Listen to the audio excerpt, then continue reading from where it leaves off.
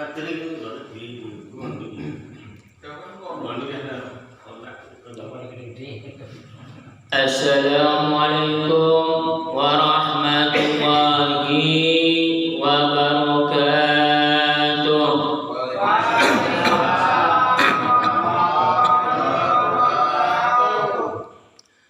Sekali lagi, Assalamualaikum warahmatullahi wabarakatuh. Waalaikumsalam warahmatullahi wabarakatuh.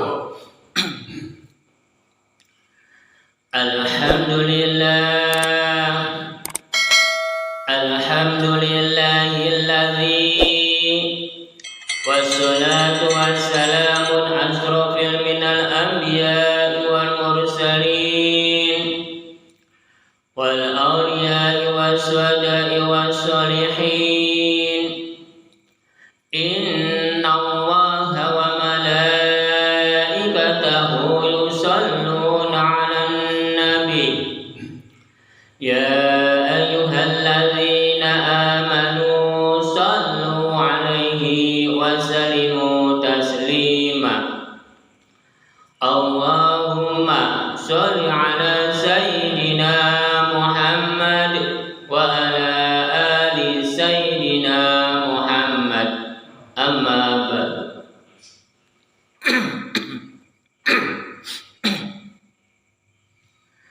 Para bapak dan para saudara-saudara yang saya hormati, puji syukur alhamdulillah Allah telah melimpahkan rahmatnya dan hidayahnya kepada kita semua, dikasih kesehatan dan umur panjang sehingga kita bisa berkumpul, bertatap muka atau bermuajahah pada malam hari ini. Marilah kita bersama-sama bersolawat serta salam kepada junjungan Nabi kita Muhammad sallallahu alaihi wasallam. Marilah kita tingkatkan keimanan kita, ketakwaan kita kepada Allah Subhanahu wa ta'ala. Marilah kita bersama-sama belajar pengausan pada malam hari ini.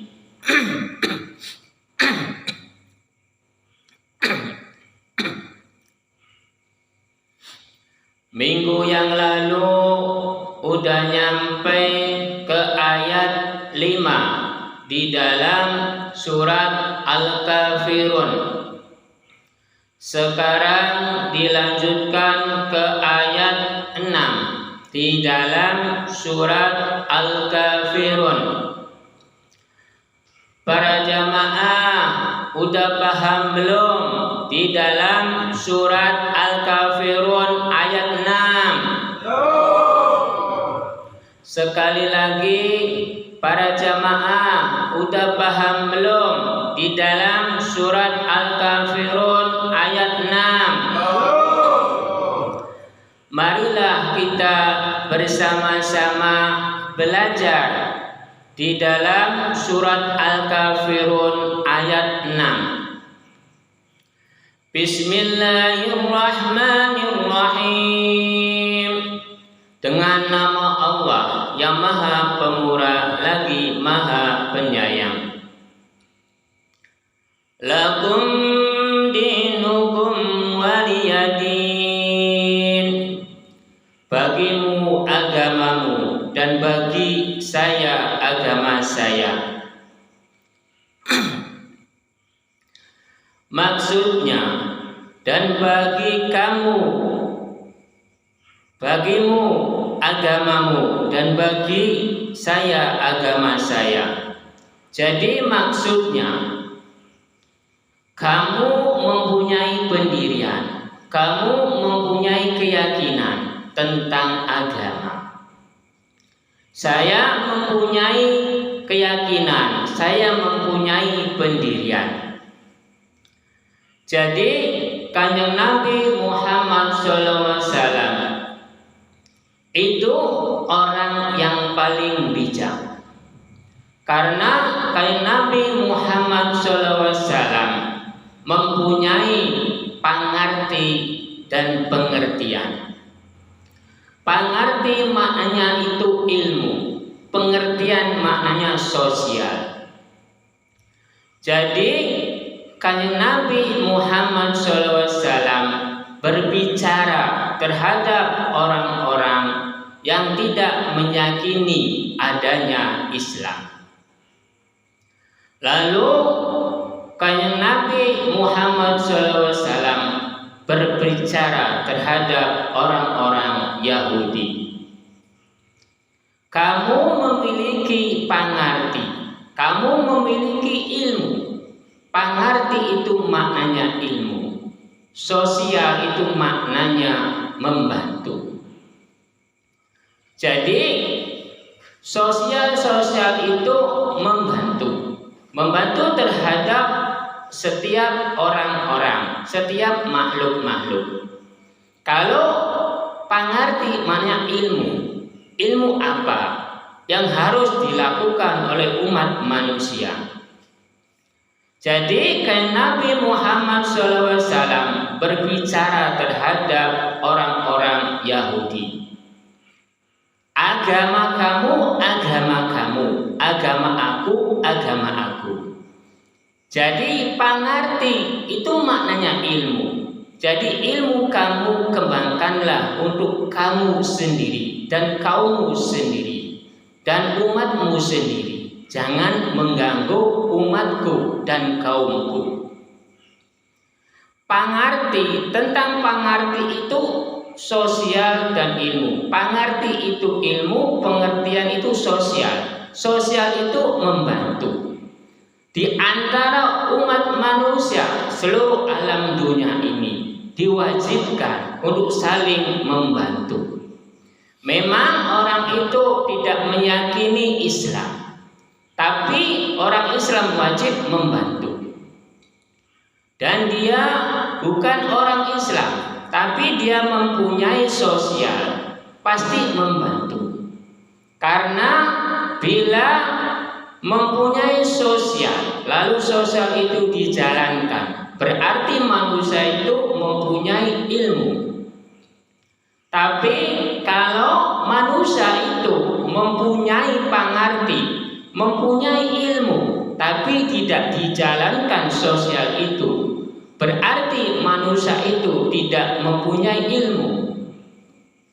Karena ilmu itu menjalankannya di antara manusia dan manusia itu harus saling hormat menghormati, harus saling harga menghargai, harus saling membantu di antara manusia dan manusia.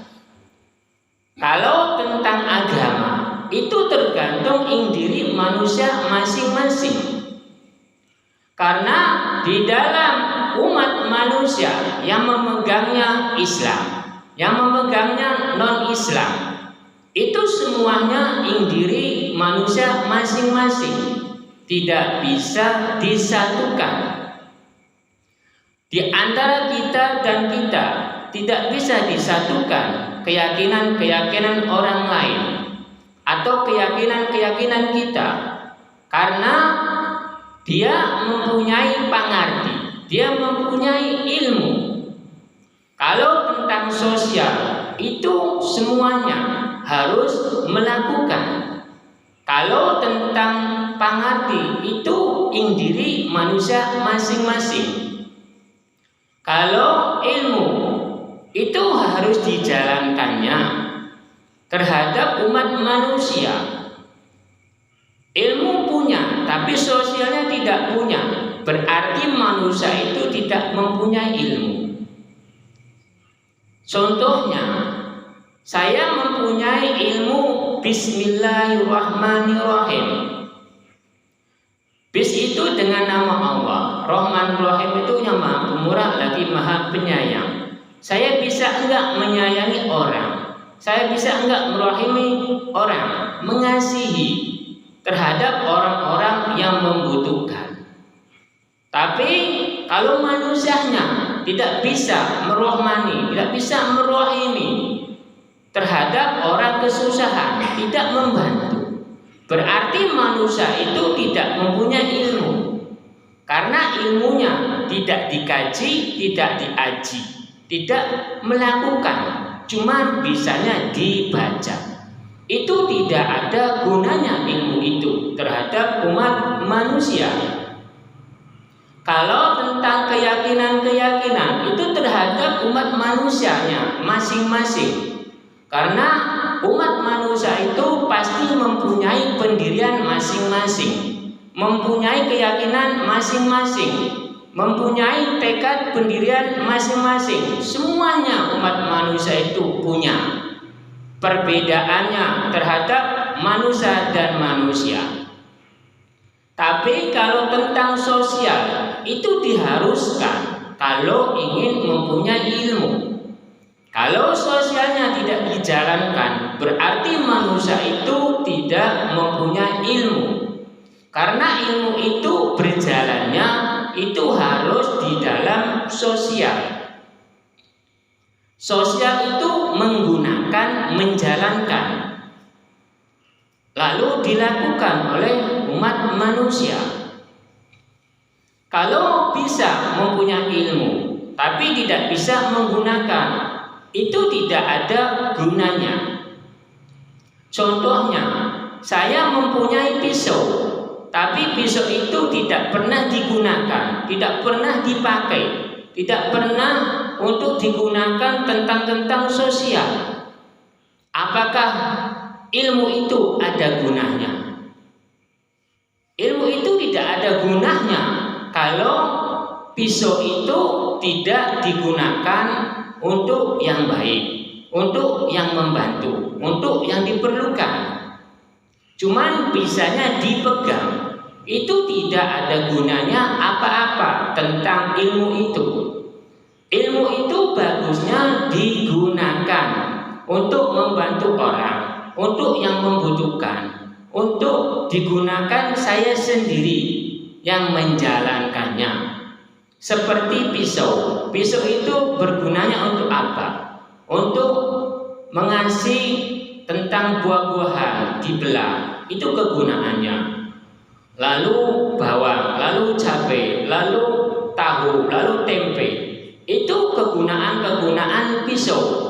Berarti pisau itu ilmu. Ilmu itu ada gunanya karena sudah dijalankan oleh umat manusia. Kalau umat manusianya pisau itu dipegangnya, ilmu itu dipegangnya, tapi tidak bisa dijalankan. Berarti umat manusia itu tidak ada gunanya mempunyai ilmu itu. Ilmu sedikit apapun itu harus dijalankan, harus diamalkan walaupun sedikit. Kalau tentang agama, satu ayat pun itu wajib dijalankan. Tentang ilmu ayat, Kanjeng Nabi Muhammad SAW terhadap orang-orang Yahudi tidak menghina, tidak menghujat. Kayak Nabi Muhammad SAW, lakum dinukum waliyadin, maknanya bagimu agamamu dan bagi saya agama saya. Itu maksudnya agamamu agamamu, agamaku agamaku. Jadi kamu menjalankan agama kamu dan jangan mengganggu agama saya. Kembangkanlah agama kamu, lalu kembangkanlah agama yang kamu yakini. Jangan mengganggu agama aku. Jadi kebijakan-kebijakan dari Nabi Muhammad SAW terhadap umat Yahudi yang meyakini tentang ilmu-ilmunya, tentang agama-agamanya yang diyakini.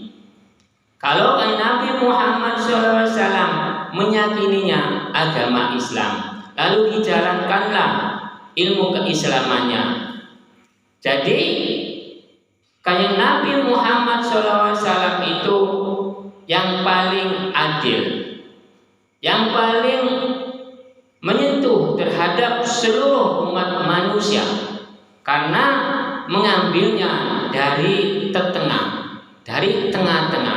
tidak mau berperang, tidak mau bertempur, tidak mau menghujat. Karena Kanjeng Nabi Muhammad SAW ditugaskan oleh Gusti Allah itu untuk menenteramkan umat manusia di dalam dunia ini, dan untuk menenangkan umat manusia di dalam dunia ini. Bukan untuk berperang, bukan untuk marah-marahan, bukan untuk hujat-menghujat, bukan untuk membenarkan dirinya sendiri. Tapi Kanjeng Nabi Muhammad SAW itu mencarinya rahmatan lil alamin, yang memenuhi rahmat, yang memenuhi rahmat, yang memenuhi barokah. Itu yang dipegang oleh Kanjeng Nabi Muhammad SAW. Karena Kanjeng Nabi Muhammad SAW memegangnya. La'anakum tatakun, bagimu agama kamu, dan bagi saya agama saya. Jadi maksudnya agama kamu, agama aku, agama aku. Jadi Kanjeng Nabi Muhammad SAW itu menerangkan tentang keagamaan, tentang keyakinan. Jadi Kanjeng Nabi Muhammad SAW tidak pernah menyalahkan tentang agama lain, tidak pernah menyalahkan tentang keyakinan orang lain. Karena di dalam pangerti dan pengertian, pangerti maknanya ilmu, pengertian makna sosial, malah kan Nabi Muhammad SAW, kamu meyakini agama kamu, kembangkanlah agama kamu. Kamu juga mengajarkannya kebaikan, kedamaian, ketentraman untuk umat kamu. Saya juga begitu, mengembangkannya untuk kedamaian, untuk menenteramkan, menyebarkannya kebaikan untuk agama aku sendiri. Jadi di antara umat Islam dan di antara umat Yahudi yang memegangnya selain Islam, itu sama semuanya, menuju ketentraman, menuju kedamaian, bukan untuk menuju perang, bukan untuk menuju menghujat, bukan untuk menuju marah-marahan. Tapi zaman-zaman sekarang, orang Islam dan orang Islam, keyakinan dan orang keyakinan, meyakini dan meyakini, semuanya mengakunya yang paling benar. Karena hidup di dalam dunia ini sebenarnya tidak ada yang benar, tidak ada yang salah. Semuanya masih berjalan. Kalau manusia itu hidup masih berjalan, jadi tidak bisa dinyatakan salah dan tidak bisa dinyatakan benar, karena masih berjalan, karena masih hidup. Hari ini, bulan ini, tahun ini, memang saya melakukan kesalahan-kesalahan, perbuatan-perbuatan yang tidak baik.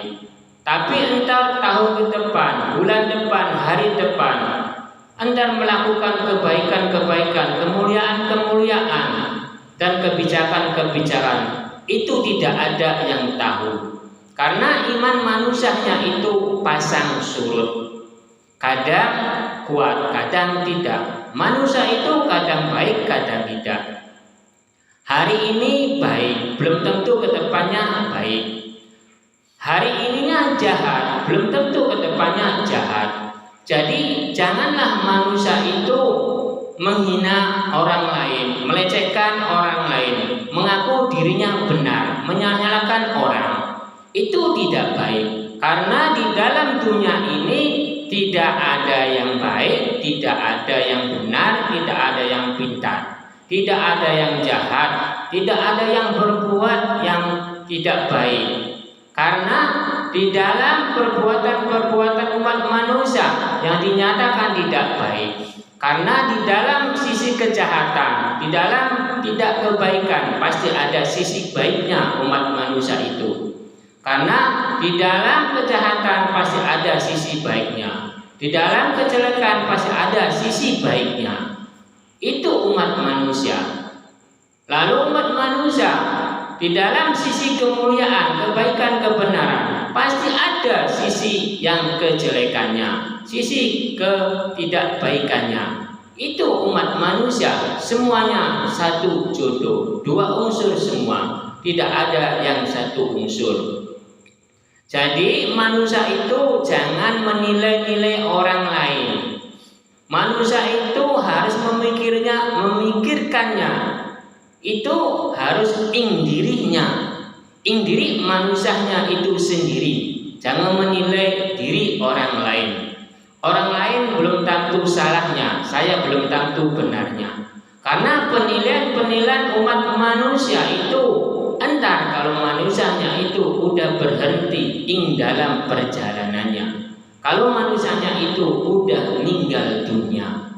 Karena meninggal dunia itu manusia baik atau buruknya ketahuan. Kalau manusia itu mendapatkan nikmat, pasti baiklah perjalanan alam dunianya. Kalau manusia mendapatkan siksa kubur, berarti manusia itu menjalankannya kejelekan-kejelekan. Karena di mata manusia itu bisa dibohongi, bisa dikibuli.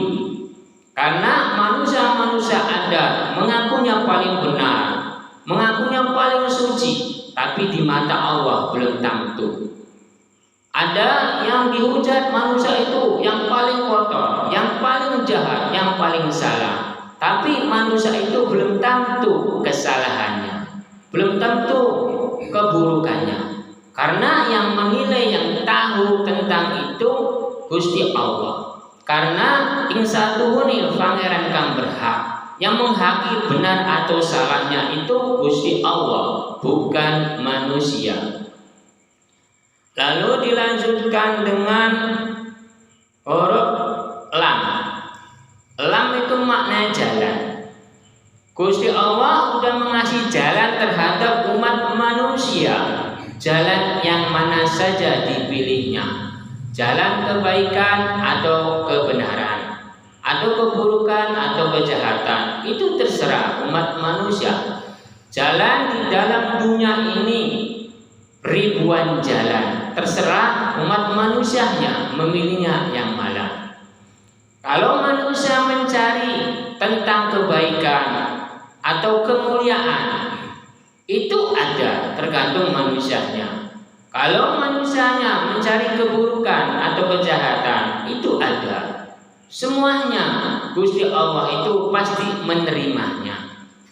Entar yang menanggung beban itu umat manusia, bukan Gusti Allah, bukan Sang Pencipta yang menanggung, tapi umat manusianya.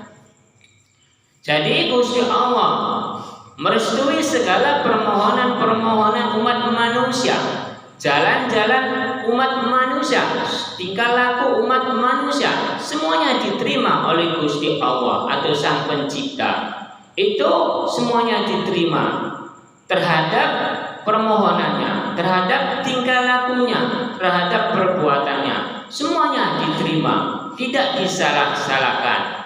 Karena yang menanggung beban itu bukan Gusti Allah, bukan Sang Pencipta, tapi umat manusianya. Lalu dilanjutkan dengan kapaseku, maknanya ujung. Ujung-ujung umat manusia itu hidup di dalam dunia itu semuanya dua unsur semua. Karena ujung manusia itu ada baik, ada buruk, ada sehat, ada mati. Jadi umat manusia hidup di dalam dunia ini harus berbuat baik, bagus, benar, mulia ing perjalanannya. Kalau menginginkannya ujungnya baik. Kalau manusianya menjalankannya keburukan, kejahatan, kemaksiatan, berarti ujung manusianya itu buruk. Jadi tergantung umat manusianya memilihnya yang mana, baik atau buruk terhadap perjalanannya. Karena maknanya kapaseku, ujung manusia itu hidup lalu mati. Ujung manusia itu berbuat kebaikan, berbuat kejahatan. Itu di dalam perjalanannya. Semuanya ujung manusia itu berjalannya baik buruk. Ujung manusia itu hidup dan mati. Jadi umat manusia itu harus memegangnya, harus mempunyai keimanan, keyakinan, pedoman saking Gustinya, yaitu Gusti Allah. Lalu dilanjutkan dengan huruf mim mati. Gusti Allah gawe Muhammad. Gusti Allah gawe kanjeng Nabi Muhammad sallallahu alaihi wasallam. Itu diciptakannya dari nur. Lalu kanjeng Nabi Muhammad sallallahu alaihi wasallam diciptakan dari nur itu, tapi belum waktunya, lalu dilepaskannya lagi. Lalu Gusti Allah menciptakan kanjeng Nabi Adam alaihi salam dengan singkat cerita. Lalu di dalam surgawi itu kanjeng Nabi Adam alaihi salam lalu meminta pendamping dari Gusti Allah untuk menciptakan makhluk namanya Siti Hawa. Dengan singkat cerita, lalu Siti Hawa diciptakan. Lalu kanjeng Nabi Adam alaihi salam hidup di dalam surgawi dengan Siti Hawa. Lalu dengan singkat cerita lagi, tergodalah kanjeng Nabi Adam alaihi salam untuk memakan buah khuldi. Lalu dengan bisikan, dengan rayuan Siti Hawa, karena Siti Hawa telah dirasuki pikirannya, lalu bisikannya lalu meresap ke dalam hati, digoda oleh iblis. Lalu Siti Hawa lalu mendekati kanjeng Nabi Adam, menggoda, membisikkan rayuan-rayuan untuk mengambil buah khuldi untuk dimetik lalu dimakan.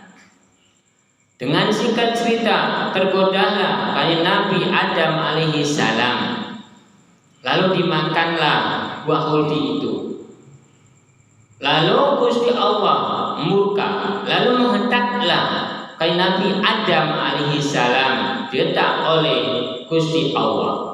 Lalu kanjeng Nabi Adam alaihi salam terkejut, lalu berhenti buah khuldi itu, berhenti di tenggorokan, namanya memanik. Lalu Siti Hawa berhenti ke dada, namanya buah dada.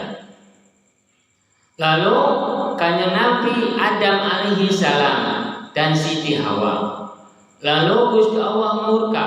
Lalu dengan singkat cerita, Gusti Allah menciptakan alam dunia ini untuk kanjeng Nabi Adam alaihi salam menjalankan hukuman atas kanjeng Nabi Adam alaihi salam melakukan kesalahan. Lalu kanjeng Nabi Adam alaihi salam disuruh turun dari surgawi. Lalu keluarlah Nabi Adam alaihi salam turun ke bumi. Dengan uraian air mata kanjeng Nabi Adam alaihi salam turun ke bumi. Tidak ada teman satupun. Lalu kanjeng Nabi Adam alaihi salam meratap terus, minta permohonan, minta ampun terhadap Sang Pencipta. Lalu kanjeng Nabi Adam alaihi salam dengan singkat cerita terkabullah permohonan-permohonannya itu. Lalu Siti Hawa diturunkannya ke alam dunia. Lalu singkat cerita, pertemuan kanjeng Nabi Adam alaihi salam dan Siti Hawa itu di tengah-tengah alam dunia. Pertemuan kanjeng Nabi Adam alaihi salam dan Siti Hawa. Lalu berjalanlah hidup keduanya itu dengan bahagia. Lalu kanjeng Nabi Adam alaihi salam memikirkan, kok kenapa saya hidup di dalam dunia cuman berdua. Lalu kanjeng Nabi Adam alaihi salam bermohon terhadap Sang Pencipta, yaitu Gusti Allah. Terus menerus, lalu terdengar. Lalu kanjeng Nabi Adam alaihi salam mendengarkan Gusti mengucap, "Hai Adam, aku ciptakan permohonan kamu, aku ciptakan anak-anak kamu itu dari nafsumu dan keinginanmu. Lalu dengan inti-inti kamu dan inti Siti Hawa. Lalu dengan singkat cerita terciptalah turunan-turunan kan Nabi Adam alaihi salam." Jadi kita semua ini terciptanya dari keinginan dan nafsu kan Nabi Adam alaihi salam beserta inti tanah, inti api, inti nur dan inti cahaya. Lalu inti tanah dari Siti Hawa dan keinginan dan nafsu kayak Nabi Adam alaihissalam yang diciptakan terhadap Siti Hawa. Siti itu tanah, Hawa itu nafsu. Jadi entar besok yang menggoda umat manusia namanya laki-laki itu yang paling berat, yaitu perempuan. Karena Nabi Adam alaihissalam, bibit manusia, tergodanya oleh kaum wanita. Jadi berhati-hatilah terhadap perjalanan-perjalanan umat manusia kalau dengan perempuan. Karena godaan-godaan yang utama kaum laki-laki yaitu perempuan. Karena bibit manusianya itu tergodanya oleh perempuan. Dengan singkat cerita, lalu kayak Nabi Adam alaihissalam mempunyai turunan-turunan. Lalu Gusti Allah membuat kayak Nabi Muhammad SAW dari turunan-turunan kayak Nabi Adam alaihissalam. Lalu terciptalah kayak Nabi Muhammad SAW, keluarnya dari rahim turunan-turunan kayak Nabi Adam dan Siti Hawa. Kalau ada orang yang menceritakan tentang bibit manusia, kalau kayak Nabi Muhammad SAW sebagai bibit manusia, berarti salah menafsirkan. Yang benar bibit umat manusia itu kayak Nabi Adam alaihissalam, bukan kayak Nabi Muhammad SAW. Kalau kayak Nabi Adam alaihissalam terciptanya di dalam surgawi. Kalau kayak Nabi Muhammad SAW terciptanya di dalam dunia dari rahim keturunan-keturunan kayak Nabi Adam alaihissalam. Jadi memati Gusti Allah gawe Muhammad itu ke Gusti Allah menciptakan kayak Nabi Muhammad SAW itu terciptanya dari turunan-turunan kayak Nabi Adam alaihissalam dari rahimnya. Lalu dilanjutkan dengan huruf dal jareti ing dalem atine. Ing dalem atine maksudnya Gusti Allah mengasih datnya di dalam hati umat manusia. Dat umat manusia itu hatinya itu dari Gusti Allah datnya. Waktu kan Nabi Adam alaihissalam memakan buah kulti, lalu dikasih datnya Sang Pencipta itu terhadap Nabi Adam alaihissalam. Lalu datnya itu turunan-turunan ke Nabi Adam alaihissalam mempunyai datnya semua, mempunyai ing dalam hatinya. Datnya hati itu dat hati nurani yang paling dalam. Itu di dalam dal jareti ing dalam atine.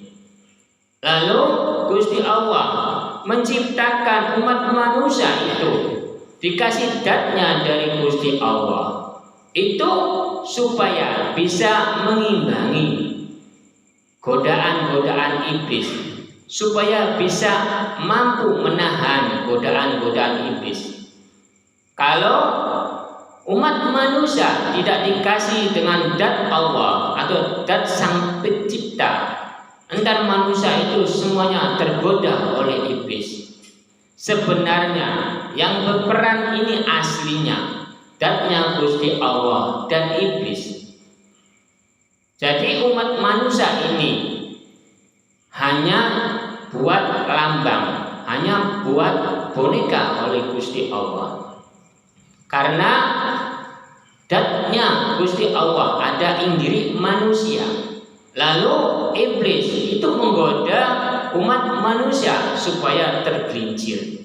Jadi yang berperan aslinya iblis datnya Gusti Allah. Jadi yang berperan ini aslinya datnya Gusti Allah dan iblis. Yang membuat ajang pertempuran itu ing dalam raga manusianya, tergantung pedomannya, tergantung keyakinannya, tergantung keimanan manusianya itu sendiri. Kalau imannya kuat, keyakinan kuat, pedoman kuat saking dirinya, umat manusia itu tidak akan tergoda oleh iblis. Jadi umat manusia itu semuanya mempunyai datnya Gusti Allah semua. Jadi yang berperang itu aslinya datnya Gusti Allah dan iblis. Buat ajang pertempurannya ing diri manusia. Kalau manusia tidak dikasih datnya Allah, pasti semuanya tergelincir oleh umat manusia. Karena dihorok ya mati Gusti Allah gawe alam maksar. Antar umat manusia ini dikumpulkan semua di alam maksar. Kalau udah kiamat kubro, tidak ada kehidupan di dalam dunia. Umat manusia itu semuanya dikumpulkan, seluruh golongan, seluruh keyakinan, seluruh pedoman, seluruh agama, semuanya dikumpulkan di alam maksar. Kalau udah kiamat kubro, kalau orang-orang yang ada di alam kubur dibangkitkan semua, lalu dikumpulkan ke alam maksar. Kalau di alam kuburnya mendapatkan nikmat kubur, berarti di dalam perjalanan alam maksar, alam pertimbangan, entar melewati itu dengan mudah, entar mendapatkan surgawi bagi yang mendapatkan nikmat kubur. Kalau yang mendapatkannya siksa kubur, itu sangat pedih, karena di alam kuburnya juga tersiksa. Entar melewati alam maksar juga dikumpulkan, hatinya tidak tenang, hatinya tidak tentram, pikirannya tidak tenang, hatinya tidak tentram. Itu semua umat manusia kalau di dalam kuburnya mendapatkan siksa, entar kesananya itu mendapatkan neraka.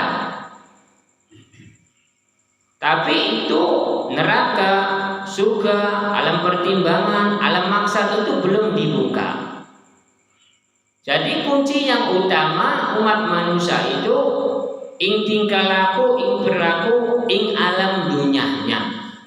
Kalau baik, bagus, benar, mulia, entar ing alam kuburnya mendapatkan kenikmatan-kenikmatan di dalam kubur.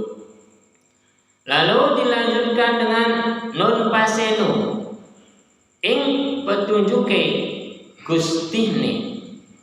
Gusti Allah sudah menunjukkan bahwa manusia hidup itu pasti mati.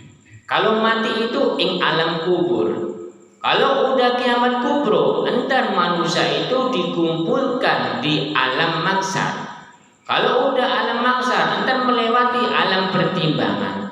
Penentuan-penentuan umat manusia itu di alam pertimbangan, surga atau neraka. Karena Gusti Allah telah menunjukkan di dalam non paseno ing petunjuke ing Gustine. Gusti Allah telah menunjukkan terhadap umat manusia bahwa antar besok umat manusia itu dikumpulkan di alam maksar, alam pertimbangan dilewati, lalu surga neraka. Kalau manusia hidup di dalam dunia, entar mati itu di dalam kubur. Jadi umat manusia itu di dalam kapaseku, ujung-ujungnya mati. Karena yang paling ujung itu umat manusia itu mati.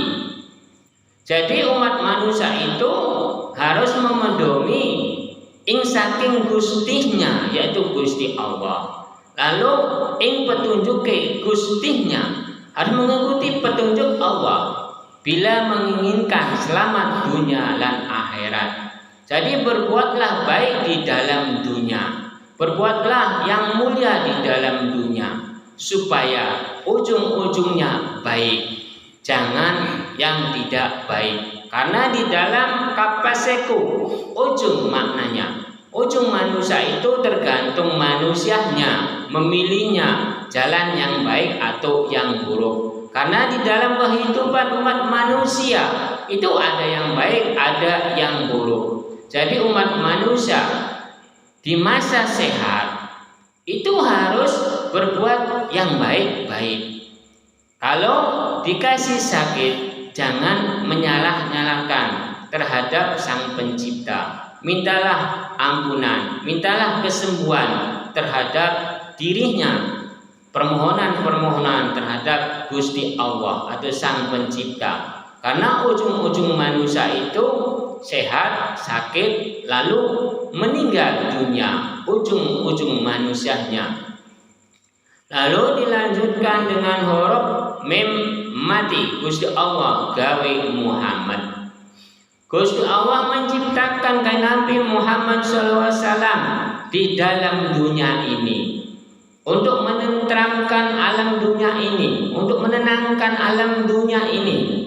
Karena mimnya Muhammad, mim manusia. Jadi Nabi Muhammad itu seorang manusia. Tapi manusia itu Nabi Muhammad SAW diliputi hidayah, diliputi barokah. Jadi Nabi Muhammad SAW itu mempunyai hidayah, mempunyai barokah. Karena dikasih oleh Gusti Allah kekuatan-kekuatan iman, kekuatan-kekuatan ilmu. Jadi Nabi Muhammad SAW itu mempunyai hidayah, mempunyai barokah, mempunyai ilmu. Jadi kalau ada orang yang bilang bahwa Nabi Muhammad SAW itu buta huruf, berarti salah menafsirkan. Karena Nabi Muhammad SAW itu bukan buta huruf. Aslinya Nabi Muhammad itu seorang mempunyai hidayah, barokah, mempunyai keilmuan, mempunyai kepintaran. Tapi sifatnya Nabi Muhammad itu rendah. Karena yang pertama kalinya Gusti Allah menyuruh Nabi Muhammad SAW, bacalah Iqra. Itu Gusti Allah menyuruh Nabi Muhammad SAW, menyuruh membaca Iqra. Iqra itu maksudnya bahwa Nabi Muhammad SAW tidak buta huruf.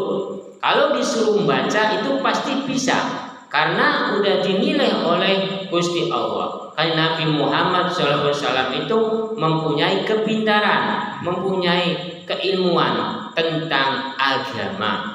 Jadi Nabi Muhammad SAW itu disuruh membaca Iqra yang pertama kalinya. Lalu dilanjutkan dengan huruf wawu jaberwa, makna lingkungan.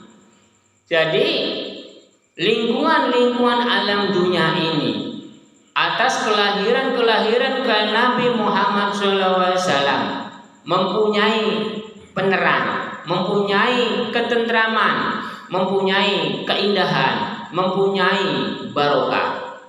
Atas kelahiran Nabi Muhammad SAW tentang ilmu, tentang agama, tentang yang lain-lainnya, itu dimudahkan oleh Gusti Allah. Semuanya dimudahkan oleh Gusti Allah. Jadilah alam dunia ini tentram, atas izin Gusti Allah melalui kanjeng Nabi Muhammad SAW. Lalu kanjeng Nabi Muhammad SAW diperintahkan untuk menjalankan ibadah 50 waktu dengan singkat cerita. Lalu izin permohonan terus jadinya 5 waktu.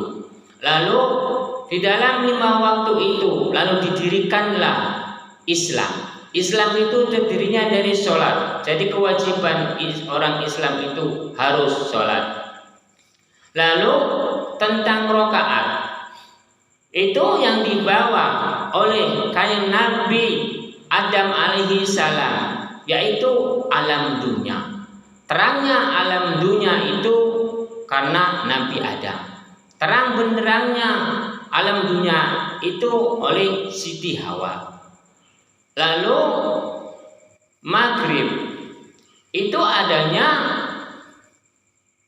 anak Nabi Adam, lalu Nabi Adam, lalu Siti Hawa. Itu di dalam maghrib ada 3 rakaat. Kalau subuh itu adanya 2 rakaat, adanya Siti Hawa dan Nabi Adam. Lalu luhur itu alam dunia. Alam dunia itu yang dibawa oleh Nabi Adam alaihi salam. Lalu asar itu yang dibawa oleh Siti Hawa, yaitu terang benderang alam dunia, yaitu alam rahim. Lalu maghrib itu petangnya alam dunia ini. Itu karena turunan-turunan Nabi Adam alaihi salam. Ada 3 rakaat, yaitu Siti Hawa, Nabi Adam dan turunan-turunannya. Jadi maghrib itu isinya di dalam kegelapan, kepetengan itu di maghrib. Redupnya itu adanya di turunan-turunan kanjeng Nabi Adam. Karena turunan-turunan kanjeng Nabi Adam itu aslinya yaitu membuat kepetengan, membuat keredupan di dalam dunia ini, membuat kekacauan di dalam dunia ini, membuat kerusakan di dalam dunia ini. Turunan-turunan kanjeng Nabi Adam alaihi salam yang menghancurkan alam dunia ini itu turunan-turunan kanjeng Nabi Adam. Jadi petangnya alam dunia ini oleh turunan-turunan kanjeng Nabi Adam alaihi salam. Lalu Isa itu gelap gulita. Gelap gulita itu Nabi Adam, Siti Hawa dan turunan-turunnya itu pasti mati. Matinya itu di dalam gelap gulita. Kalau petangnya alam dunia itu oleh turunan-turunan Nabi Adam dan Siti Hawa, petengah alam dunia. Kalau gelap gulita itu alam kubur. Kalau ketentraman atau kerusakan atau kehancuran alam dunia itu oleh turunan kanjeng Nabi Adam alaihi salam. Jadi suku harus menghormati kedua orang tua. Lalu padanya alam dunia ini di bawah oleh Nabi Adam alaihissalam. Karena bisa terang atau padang itu oleh Siti Hawa dan Nabi Adam. Kalau tidak ada Nabi Adam dan Siti Hawa, tidak ada terang benderangnya alam dunia ini. Kalau Nabi Adam padangnya alam dunia, kalau Siti Hawa terang benderangnya alam dunia. Karena kalau adanya Nabi Adam dan Siti Hawa saja, itu manusia itu tidak banyak. Tapi yang dibawa oleh Siti Hawa yaitu alam rahim. Jadilah turunan-turunan kanjeng Nabi Adam dan Siti Hawa berjuta-juta, bertriliun-triliun di alam dunia ini. Lalu kehancuran alam dunia juga oleh turunan kanjeng Nabi Adam alaihissalam dan Siti Hawa. Dan semua keturunan-keturunan Nabi Adam dan Siti Hawa, dan Nabi Adam dan Siti Hawa semuanya mati di dalam gelap gulita. Jadi entar besok turunan-turunan Nabi Adam alaihissalam dan Siti Hawa semuanya pasti mati, tidak ada kehidupan. Kalau udah kiamat kubro itu tidak ada kehidupan di dalam dunia. Lalu dilanjutkan dengan huruf lam jareli, maknanya lingkaran. Di dalam lingkaran-lingkaran manusia itu berbeda-beda. Lingkaran Nabi berbeda-beda. Lingkaran umat berbeda-beda. Semuanya mempunyai perbedaan-perbedaan semua. Di antara kita semuanya berbeda-beda, tidak ada yang sama. Pemikirannya, keimanannya, keyakinannya, pedomannya, itu semuanya berbeda-beda tentang apapun. Kalau tentang agama, kalau orang Islam pasti menyembahnya ke Allah atau Sang Pencipta. Tapi kalau orang lain atau agama lain pasti lain. Jadi lingkaran-lingkaran umat manusia itu berbeda-beda, tidak ada yang sama. Jadi lingkaran Nabi, lingkaran manusia biasa itu berbeda-beda. Lingkaran Nabi dan Nabi juga berbeda-beda, tidak ada yang sama. Keyakinannya tidak ada yang sama, pedomannya tidak ada yang sama. Semuanya tergantung umat manusianya. Nabi juga manusia, cuman perbedaannya ing derajatnya, ing tahtahnya. Karena nabi-nabi itu telah diutus oleh Gusti Allah. Nabi-nabi itu pilihan-pilihan Gusti Allah. Itu yang mempunyai perbedaan-perbedaan di antara kita semua. Lalu dilanjutkan dengan huruf ya jabariyah, perbuatan manusianya. Perbuatan manusianya ing dalam dunia ini harus perbuatannya baik, bagus, benar, mulia ing perjalanannya. Bila menginginkannya yang baik dan yang bagus dan yang benar dan yang mulia. Karena di dalam huruf dajarati ing dalam atine itu harus mempunyai tujuan yang baik.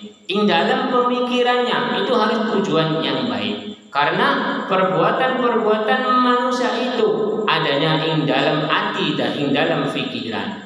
Yang menggerakkan tubuh manusia itu adalah ing dalam hati dan pikirannya. Kalau hati dan pikirannya udah menyatu, lalu bergeraklah ing diri manusianya itu, lalu berbuatlah ing diri manusianya itu tentang apapun, tergantung yang dituju, tergantung yang tertuju. Lalu dilanjutkan dengan yang mati. Gusti Allah gawe alam maksar. Gusti Allah gawe alam maksar.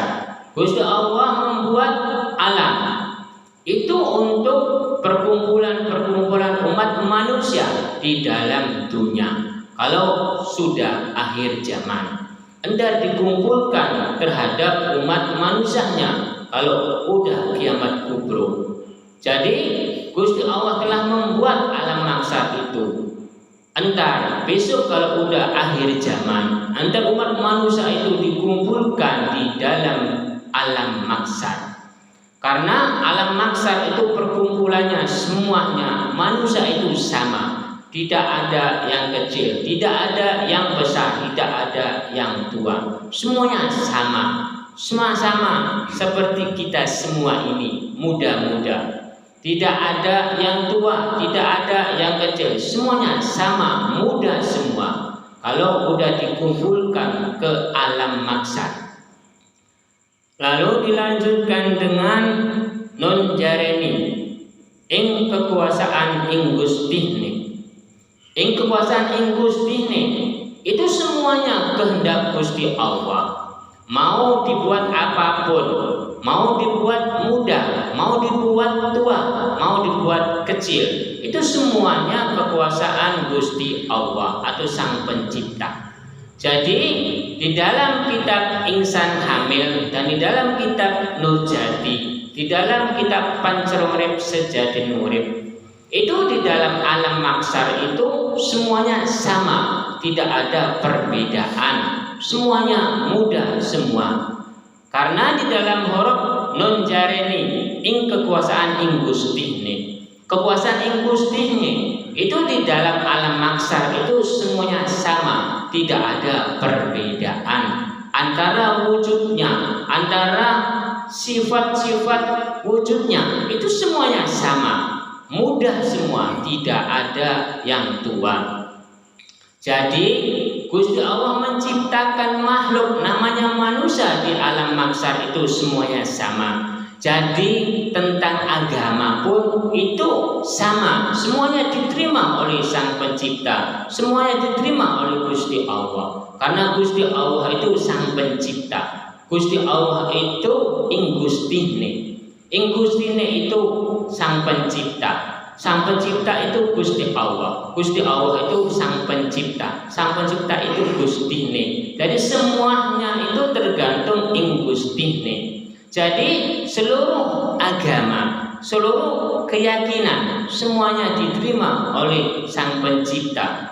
Jangan menghina antara agama dan agama, jangan menghina antara manusia dan manusia, jangan menyalahkan antara manusia dan manusia.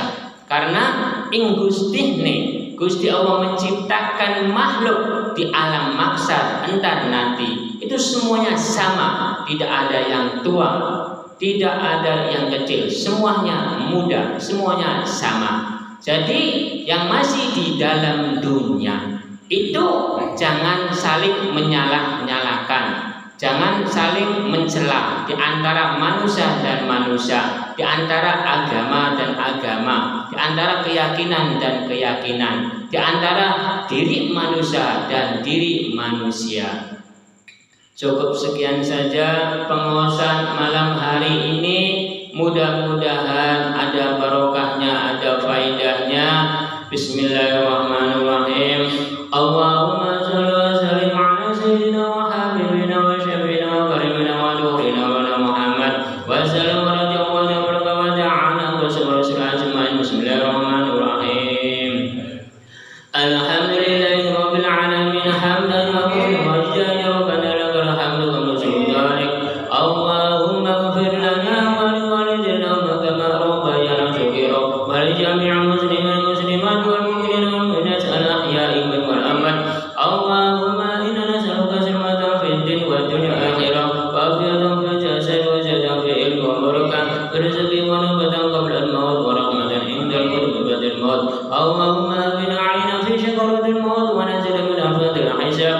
ربنا لا تزغ قلوبنا بعد إذ هديتنا وهب لنا إنك أنت الوهاب. ربنا آتنا في الدنيا حسنة وفي الآخرة حسنة وقنا عذاب النار. ربنا تقبل منا إنك لما تقبلنا إنك تواب رحيم. وخصوصا para jamaah wa umurina wa salamati berodi berizkillah, wa umurina wa salamati berodi berizkillah, wa umurina wa salamati berodi berizkillah. Wa sallallahu ala sayyidina Muhammadin wa ala alihi wa sahbihi wasallam. Subhana rabbika rabbil izzati amma yasifun. Wassalam